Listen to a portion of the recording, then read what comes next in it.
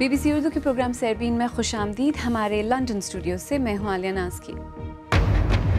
شام میں Idlib, Homs اور حلب میں روسی فضائی بمباری کے ساتھ شامی فوج کے تازہ حملے. دوسری جانب صدر بشار الاسد پر امید کہ ڈونلڈ ٹرمپ ان کے اتحادی ہوں گے. ترک صدر پاکستان کے دورے پر، جبکہ فتح اللہ گولین کی تحریک کے زیر انتظام اسکولوں کے ترک عملے کو 3 دن میں پاکستان چھوڑ دینے کا حکم. اور دیکھیے گا کہ دنیا کے تیز ترین انسان یوسین بولٹ کے ریٹائرمنٹ کے بعد کیا ارادے ہیں. شام کے صدر بشار الاسد نے کہا ہے کہ امریکی منتخب صدر ڈونلڈ ٹرمپ ان کے ملک کے فطری اتحادی ہو سکتے ہیں. انہوں نے یہ بیان ایک ایسے وقت میں دیا ہے جب شامی اور روسی فوجوں نے باغیوں کے ٹھکانوں کو پھر سے نشانہ بنانا شروع کر دیا ہے. فورسز نے شمالی شہر حلب پر حملے کیے ہیں، جبکہ روسی طیاروں نے ان مقامات کو نشانہ بنایا ہے جنہیں وہ دہشت گردوں کے کیمپ کہتے ہیں. تفصیل کے ساتھ عمر آفریدی. اگر ذرا غور سے دیکھیں تو حلب پر گرنے والے یہ پیراشوٹ بم لگتے ہیں.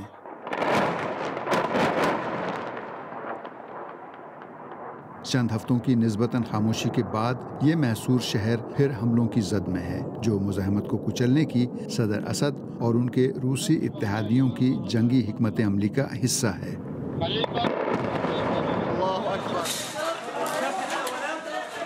مغربی حکومتوں کی مدد سے کام کرنے والے یہ رضاکار پھر سرگرم ہیں. روس نے حملے کی تردید میں دیر نہیں لگائی. پہلے والے روسی حملوں کی شدید مذمت کی گئی تھی. اس بار روس کا کہنا ہے کہ اس کا طیارہ بردار بحری جہاز کروزنیت سوف اب جنگ میں داخل ہو کر شامی صوبوں ادلب اور حمص میں جہادیوں کو نشانہ بنا رہا ہے. روس ایک فریگیٹ سے کروز اور زمین سے زمین پر مار کرنے والے میزائل بھی داغ رہا ہے. روسی وزارت دفاع کے بقول اس کا نشانہ اسلحہ ڈپو ہیں. روس امریکہ میں صدارتی انتخابات کے بعد کی صورتحال کا زیادہ سے زیادہ فائدہ اٹھانا چاہتا ہے. شام کا سب سے بڑا شہر اور ملک کا صنعتی مرکز حلب ملک کی خانہ جنگی میں برتری کے لیے نہایت اہمیت کا حامل ہے. اس کا مغربی حصہ حکومتی کنٹرول میں، جبکہ مشرقی حلب پر باغیوں کا قبضہ ہے. اقوام متحدہ کے اندازے کے مطابق وہاں اب بھی 2.5 لاکھ سے زیادہ شہری پھنسے ہوئے ہیں. بظاہر صدر پوتین کو امید ہے کہ حلب پر مکمل قبضے سے بڑے پیمانے پر جنگ کا پڑلا صدر اسد کے حق میں جھک جائے گا. منتخب امریکی صدر ڈونلڈ ٹرمپ سے گفتگو کے بعد لگتا ہے کہ نئے امریکی صدر کا رویہ کم معاندانہ ہوگا. شامی صدر پہلے ہی غیر یقینی کا فائدہ اٹھا رہے ہیں. پرتگالی ٹیلی ویژن کو دیے گئے انٹرویو میں انہوں نے کہا کہ وہ ڈونلڈ ٹرمپ کو اتحادی سمجھتے ہیں. اگر وہ دہشت گردوں سے جنگ کریں گے تو وہ ایک فطری اتحادی ہوں گے، جیسے روسی، ایرانی اور دیگر ممالک ہیں جو دہشت گردوں کو شکست دینا چاہتے ہیں. فی الحال تو بس یہی واضح ہے کہ حلب پر حملوں میں وقفہ ختم اور ایک نئی بڑی کارروائی شروع ہو گئی ہے، اور جنگ کی نہ ختم ہونے والی اذیت جاری ہے. اور اب کچھ دیگر خبروں پر ایک مختصر نظر. افغان دارالحکومت کابل میں ایک خودکش بمبار نے دھماکہ کر کے 6 افراد کو ہلاک اور 10 کو زخمی کر دیا ہے. حکام کے مطابق حملہ آور موٹر سائیکل پر سوار تھا جب اس نے سرکاری اہلکاروں کو لے جانے والی ایک گاڑی کو نشانہ بنایا. ہلاک ہونے والوں میں ایک سیکیورٹی اہلکار اور 5 عام شہری ہیں. BBC کی عالمی سروس نے سن 2017 سے 11 نئی زبانوں میں نشریات شروع کرنے کا اعلان کیا ہے. ان میں پنجابی، تیلگو، گجراتی اور مراٹھی کے علاوہ کورین، اورومو، امہارک، تگرینیا، ایبو، یوروبو اور پجن زبانیں شامل ہیں. انڈین حکومت نے مشہور اور متنازع مسلم مبلغ ڈاکٹر ذاکر نائک کی تنظیم اسلامک ریسرچ فاؤنڈیشن پر 5 برس کے لیے پابندی عائد کر دی ہے. حکومت تنظیم پر غیر قانونی سرگرمیوں میں ملوث ہونے کا الزام لگاتی رہی ہے. ذاکر نائک ان الزامات کی تردید کرتے ہیں. ترکی کے صدر رجب طیب ایردوان پاکستان کے سرکاری دورے پر اسلام آباد پہنچ گئے ہیں. ان کی آمد سے پہلے گزشتہ روز وزارت داخلہ نے فتح اللہ گولین موومنٹ کے تحت چلنے والے پاک ترک انٹرنیشنل اسکولز اینڈ کالجز کے ترک عملے کو اپنے خاندان سمیت پاکستان سے 3 دن کے اندر اندر نکل جانے کا حکم دیا تھا. اس فیصلے سے پہلے پاکستان میں ترکی کے سفیر نے توقع ظاہر کی تھی کہ پاکستان فتح اللہ گولین موومنٹ کے تحت چلائے جانے والے تمام اداروں کو بند کرے گا. تفصیل کے ساتھ عادل شاہ زئی. فتح اللہ گولین اور ان کی ہزمت موومنٹ اب تو ساری دنیا میں ترک صدر اردوان اور گولین کے تنازع سے جانی جاتی ہے، لیکن خود ترک سماج میں گولین موومنٹ کو پہلے سے ہی خاصی اہمیت حاصل رہی ہے۔ صدر اردوان نے اپنے خلاف ناکام فوجی بغاوت کی ذمہ داری گولین اور ان کے پیروکاروں پر عائد کی، جس کے بعد ترکی میں گولین کے ہزاروں پیروکاروں کو گرفتار کیا گیا۔ اردوان اور گولین 2013 تک قریبی اتحادی تھے، لیکن اردوان کے قریبی ساتھیوں کے خلاف کرپشن کے الزامات کی تحقیقات نے دونوں کی راہیں جدا کر دیں۔ اردوان سمجھتے ہیں کہ کرپشن کے الزامات کا تنازع کھڑا کرنے میں بھی گولین ملوث تھے۔ بی بی سی کی تحقیقات کے مطابق پاکستان سمیت دنیا کے 17 ممالک میں گولین موومنٹ کے تحت تعلیمی ادارے چلائے جاتے ہیں اور ان تعلیمی اداروں کی تعداد 210 ہے۔ ان تعلیمی اداروں میں 83,200 طالب علم تعلیم حاصل کر رہے ہیں۔ یہ نیروبی کینیا میں گولین موومنٹ کے تحت چلنے والا ایک اسکول ہے۔ اس کا شمار نیروبی کے بہترین اسکولوں میں ہوتا ہے۔ ترک حکومت گولین موومنٹ کو تو اب ایک دہشت گرد موومنٹ قرار دیتی ہے، لیکن کچھ لوگ سمجھتے ہیں کہ گولین موومنٹ کے تحت تعلیمی ادارے بچوں کو اچھی تربیت فراہم کرتے رہے ہیں۔ گولین ان تعلیمی اداروں کے لیے قابل تقلید مثال رہے ہیں۔ یہاں سائنس اور ٹیکنالوجی کی تعلیم غربت کے خاتمے کا باعث بنے گی۔ گولین اور اس کی موومنٹ اسی پر یقین رکھتے ہیں۔ گزشتہ جولائی میں ناکام فوجی بغاوت کے بعد ترکی سمیت دنیا بھر میں گولین موومنٹ کے تحت چلنے والے تعلیمی اداروں کے خلاف کریک ڈاؤن کا آغاز کیا گیا۔ پاکستان میں بھی پاک ترک سکولز کے نام سے چلنے والے گولین موومنٹ کے سکولوں کے ترک سٹاف کو 3 دن کے اندر ملک چھوڑنے کے احکامات جاری کیے گئے ہیں۔ یاد رہے کہ کچھ عرصہ قبل پاکستان میں ترکی کے سفیر نے توقع ظاہر کی تھی کہ پاکستان گولین موومنٹ کے تحت چلائے جانے والے تمام اداروں کو بند کر دے گا۔ عادل شاہ زیب، بی بی سی نیوز۔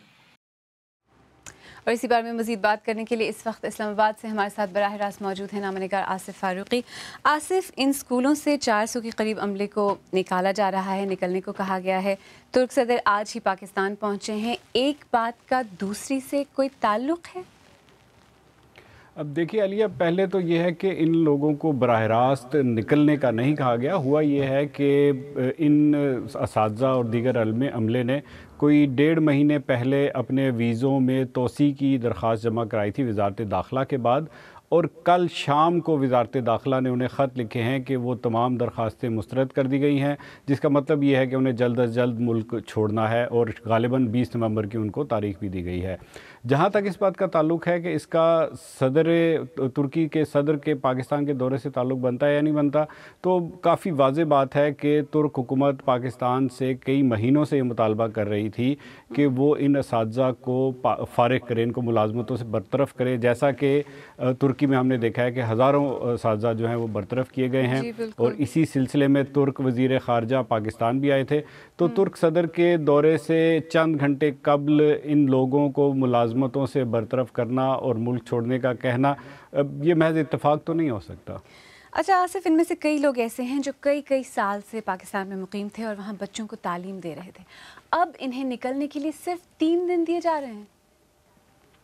عالیہ، یہ سب سے افسوسناک پہلو ہے ساری صورتحال کا، کیونکہ یہ لوگ، ان میں سے بیشتر لوگ جو ہے وہ 1996 میں جب یہ اسکول پاکستان میں قائم ہوئے تھے اس وقت سے پاکستان میں ہی ہیں، یعنی 20 سال سے تقریباً ہو گئے ہیں ان لوگوں کو پاکستان میں رہتے ہوئے۔ یہ اسی معاشرے کا ایک طرح سے حصہ بھی بن چکے تھے، ان کے خاندان تھے یہاں پہ۔ اب ان کو صرف 3 دن دیے گئے ہیں کہ وہ اپنا پیک اپ کریں اور یہاں سے چلے جائیں۔ اس کے ساتھ ساتھ تو جو دوسرا معاملہ ہے وہ یہ ہے کہ ابھی تک حکومت پاکستان نے ان عملے کا جو متبادل ہے اس کا بھی کوئی بندوبست نہیں کیا۔ اب 3 دن کے اندر ظاہر ہے یہ ممکن نہیں ہوگا کہ نئے اساتذہ بھرتی کیا جائے اور نیا عملہ بھرتی کیا جائے۔ جیسا کہ آپ نے کہا متبادل کا بھی اعلان نہیں کیا ہے، تو جو یہ اسکول ہیں ان کا طویل المدتی مستقبل اب کیا ہوگا اس عملے کے چلے جانے کے بعد؟ اس بارے میں ابھی تک حکومت نے کوئی فیصلہ نہیں کیا، کوئی پالیسی نہیں بنائی گئی، کوئی اعلان نہیں کیا گیا۔ کہا یہ جا رہا ہے، بعض ذرا یہ کہتے ہیں کہ ترک حکومت نے پاکستان سے یہ کہا ہے کہ جو صدر اردوان کی ایک تنظیم ہے جو تعلیم کے شعبے میں کام کرتی ہے، یہ اسکول اس تنظیم کے حوالے کر دیا جائے. لیکن اس تنظیم کی جس طرح کے مذہبی اور سیاسی بیک گراؤنڈ ہے تو پاکستانی حکومت اس میں کچھ ہچکچاہٹ کا شکار ہے. اب اگر وہ کوئی فیصلہ کرتے بھی ہیں تو اس میں اگر کئی مہینے نہیں تو اس کو عمل کرنے میں کئی ہفتے لگ جائیں گے. اس دوران آج کل آپ کو پتہ ہے پڑھائی کا سیزن ہے, امتحانات بھی ہونے والے ہیں, تو ان بچوں کا مستقبل تعلیم جو ہے وہ کافی اس وقت مشکلات کا شکار ہے اور ان کا بہت حرج ہو رہا ہے تعلیم کا. اسلام آباد سے آصف فاروقی, ہم سے بات کرنے کا بہت بہت شکریہ. آئیے دیکھتے ہیں کہ ہمارے فیس بک پیج پر اس بارے میں کیا آراء موصول ہو رہی ہیں. نصیر احمد کراچی سے لکھتے ہیں, واضح پالیسی کی علامت ہے کہ جب اردوان اس ملک میں ہوں گے تو ان کا دشمن نہیں ہوگا, کیونکہ دوستی اور دشمنی ایک ساتھ نہیں چلائی جاتی. جواب میں خادم حسین اوان منڈی بہاؤدین سے لکھتے ہیں, میری پاک ترک اسکولوں کے بہت سے اساتذہ سے ملاقات ہوئی اور ان کی سیاسی وابستگی سے قطع نظر وہ صحیح معنوں میں پاکستان کی خدمت کر رہے تھے. بلال خان نیازی ملتان سے لکھتے ہیں, بھلا گلین تحریک کے تحت پاکستان میں کام کرنے والے ترک اسکولوں کا ترکی میں ہونے والی بغاوت سے کیا تعلق؟ جو ہماری نسل کو ایجوکیٹ کرنے آئے انہیں ہم ذلیل کر کے نکال رہے ہیں. بی بی سی اردو کے پروگرام سیربین میں آگے چل کر دیکھیے گا کہ اگر یوسین بولٹ نے دوڑنا بند کر دیا تو وہ کیا کریں گے, اور آپ کو 8 برس کی ایسی حافظہ قرآن سے بھی ملائیں گے جو قرآنی تجوید کی اعزاز یافتہ استاد بھی ہیں.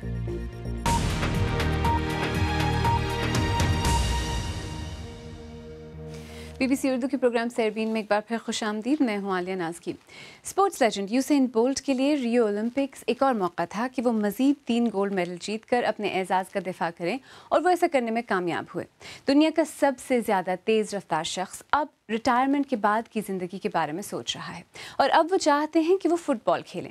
ان کی زندگی پر ایک نئی فلم ریلیز ہونے والی ہے, اور اس موقع پر بی بی سی نے ان کے آبائی علاقے جا کر ان سے ملاقات کی اور یہ جاننا چاہا کہ ریٹائرمنٹ کے بعد ان کا منصوبہ کیا ہے. کیٹی گورنل کی رپورٹ پیش کر رہی ہیں شمائلہ جعفری.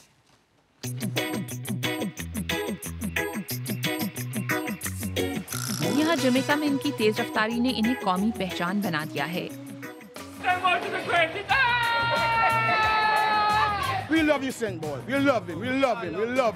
لیکن اپنے ہم وطنوں کے لیے وہ ایک کرشماتی شخصیت کی حیثیت رکھتے ہیں. ہاں, میں وہ مس کروں گا. دنیا کے بہترین ایتھلیٹ سے مقابلہ کرنا, وہ ڈر و خوف کہ کہیں میں ہار نہ جاؤں. لیکن آپ کو کبھی نہ کبھی تو ریٹائر ہونا ہوتا ہے, اور جیسا کہ مائیکل جارڈن نے کہا تھا کہ جب آپ وہ سب کر لیں جو آپ کرنا چاہتے ہیں تو ریٹائر ہو جائیں, اور میں وہ سب کر چکا ہوں تو اب میں ریٹائر ہو جاؤں گا. دنیا کے سب سے تیز رفتار شخص بننے کا سفر انہوں نے شیروڈ کانٹینٹ نامی اس چھوٹے سے گاؤں سے کیا. یہاں زندگی کی رفتار مختلف ہے. یہاں بڑے ہوتے ہوئے بولٹ اتنے چست تھے کہ ان کی فیملی گھبرا کر انہیں ڈاکٹروں کے پاس لے گئی. ڈاکٹر نے اس کا معائنہ کیا اور کہا کہ وہ بالکل ٹھیک ہے, وہ بالکل فٹ ہے. ڈاکٹر نے اس سے بس یہ کہا کہ صبر کرو اور دیکھنا کہ اس کا نتیجہ کیا نکلتا ہے.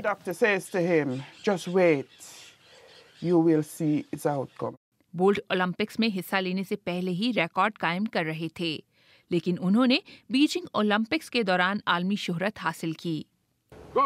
انہیں دیکھ کر تو لگتا ہے کہ سب بہت آسان ہے, لیکن دنیا کا سب سے تیز رفتار شخص ہونے کے لیے سخت محنت درکار ہے.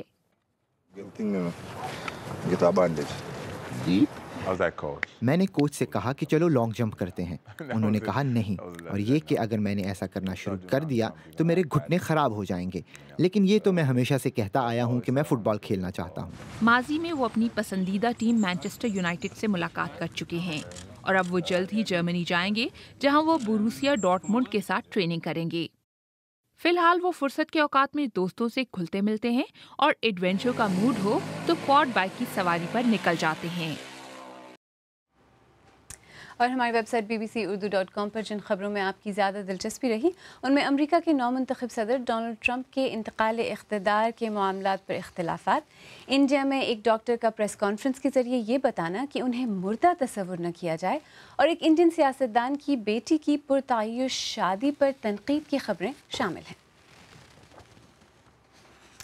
ویسے تو کم عمری میں حفظ قرآن کوئی بہت غیر معمولی بات نہیں ہے, اور ہر برس ہزارہ بچے یہ اعزاز حاصل کرتے ہیں، لیکن صرف 8 برس کی عمر میں یہ کارنامہ اگر قرآنی تجوید سکھانے کی سند اعجاز کے ساتھ انجام دیا جائے تو بات یقیناً بڑی ہو جاتی ہے۔ یہاں برطانیہ میں ماریہ اسلم نے یہی کارنامہ انجام دیا ہے، اور وہ بھی اسکول جاتے ہوئے جدید تعلیم حاصل کرنے کے ساتھ ساتھ۔ ماریہ اسلم سے ہماری نامہ نگار شبنم محمود کی ملاقات ہوئی، ان کی رپورٹ پیش کر رہی ہیں ثنا گلزار۔ حافظہ قرآن ماریہ اسلم انٹرنیٹ پر تجوید کا اپنا پہلا سبق پڑھانے کی تیاری اپنی ماں کے ساتھ کر رہی ہیں۔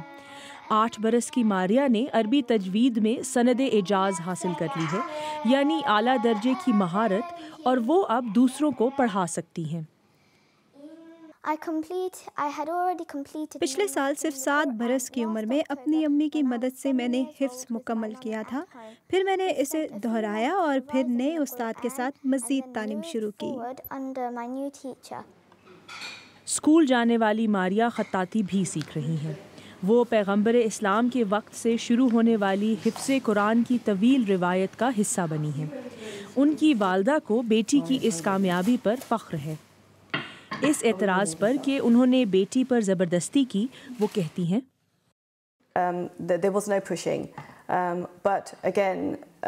کوئی زبردستی نہیں تھی، لیکن اس سے ماریہ کو فائدہ ہوگا۔ مثلاً اولمپکس میں حصہ لینے والوں کو دیکھیں، وہ کوئی 16، 17، 18 سال میں تو آغاز نہیں کرتے، ان کے والدین ہی بہت کم عمر میں ان کی مدد کرتے ہیں نا۔ فیس بک پر ماریہ کو فالو کرنے والوں کی تعداد 90,000 تک پہنچ رہی ہے، جبکہ درجنوں دوسرے اکثر قرآنی تجوید میں مدد کے لیے اس سے رابطہ کرتے رہتے ہیں۔ اللہ الصمد۔ 6 برس کی عمر سے قرآن کی تلاوت کرتی رہی ہوں، لیکن اس وقت میں دوبارہ درست طریقے سے سیکھنے کی کوشش کر رہی ہوں۔ Shall we continue? Okay. لم یلد ولم یولد۔ No. You have to do the kasra a bit more. Shabnam Mahmood, BBC News. لم یلد۔ اگر آپ چاہیں تو مجھ سے اور ہماری ٹیم کے دیگر ساتھیوں سے ٹویٹر پر بھی رابطہ کر سکتے ہیں۔ میرا ٹویٹر ہینڈل ہے @عالیہ۔ اس کے ساتھ ہی سیربین اختتام کو پہنچا۔ پروگرام میں پیش ہونے والے موضوعات پر اگر آپ اپنے خیالات کا اظہار کرنا چاہیں تو فیس بک پر ہمارا صفحہ حاضر ہے۔ آپ ہمارے ٹویٹر ہینڈل @BBC اردو کے ذریعے بھی ہم سے رابطہ کر سکتے ہیں۔ کل پھر حاضر ہوں گے، تب تک bbcurdu.com دیکھتے رہیے۔ عالیہ ناز کی کو اب اجازت دیجیے۔